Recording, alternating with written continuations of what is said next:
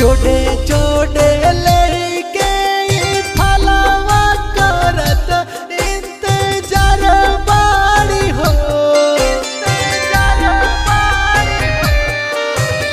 जोड़े जोड़े लेके फलवा करत इंतजार बाड़ी हो। एहो देवा चला से बिखेरी लालैया भैया जलवा खड़ बाड़ी हो। एहो देवा जला से बिखेरी लालैया भैया जलवा खड़ बाड़ी हो। तीन दिन के भूखला पियासल ध्यान धैले तो हर बाड़ी हो। एहो देवा चला से बिखेरी लालैया भैया जलवा खड़ बाड़ी हो। एहो देवा चला से बिखेरी लालैया भैया जलवा खड़ बाड़ी हो।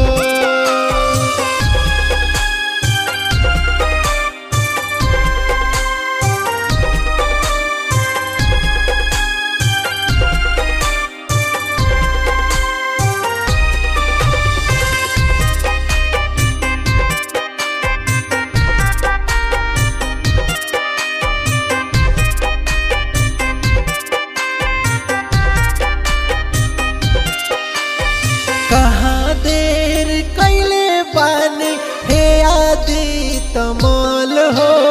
लेके आ रगी अमर परबिया करी सफल हो। कहाँ देर कैले बानी हे आदि तमाल हो। लेके आ रगी अमर परबिया करी सफल हो। कपता शरीर लागे जरा जी करत पुकार बाड़ी हो। एहो देवा जला से बिखेरी लालैया भैया जलवा खड़ बाड़ी हो।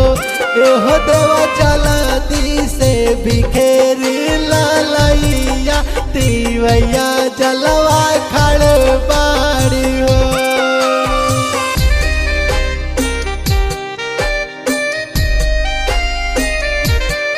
बोलो बोलो छठी मैया की